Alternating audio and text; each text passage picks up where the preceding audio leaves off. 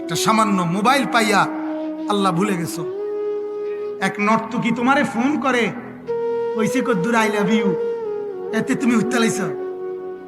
খোদাই কোথাকার, বেওকুফ কাকে বলে?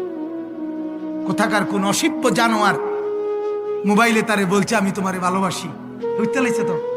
টাকা পয়সা জীবন যৌবন সব খোয়াইয়া লাইছে তো।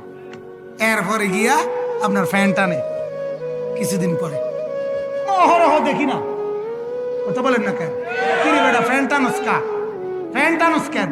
ফ্যান টানে যে কোমর নাই যে, কথা বোঝেন নাই?